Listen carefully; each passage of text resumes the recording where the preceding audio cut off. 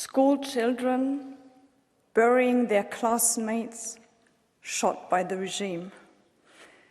Video snippets, electricity cut off, people screaming, gunshots, and then silence. It's always the same patterns, colleague. The regime shuts down the internet, it kills in darkness, and that is why it is our job to put the spotlight on what is happening in Iran.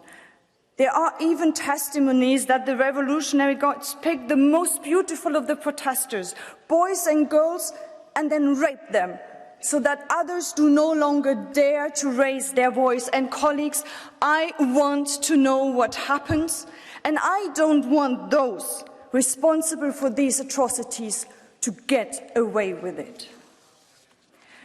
This Thursday, so the day after tomorrow, the UN Human Rights Council will hold its first ever special session on Iran, and it will vote on the establishment of an independent fact-finding mission. Colleagues, this is a key vote. We have to document the atrocities, we have to fight impunity, and I want us to make sure that it's the broadest possible majority coming out of this special session. And then there will be December 12th.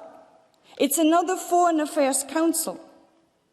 And the 227 Iranian members of parliament who asked for severe punishment, they are still not on the sanctions list. We have their names. We know their offence. And the colleagues pointed it out.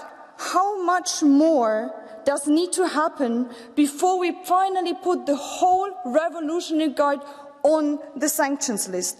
And maybe someone can send this message to Mr. Borrell, because once again he's not showing up in this debate. I understand well there is only so much we can do from the outside, but that is why it is needed that we fully dedicate ourselves to doing just so much. This is the least we owe to the brave protesters who stand up against deadly suppression in Iran every day. Colleagues, our attention and our determination are the best protection we can give to them, and that is what we should do with all the energy we have.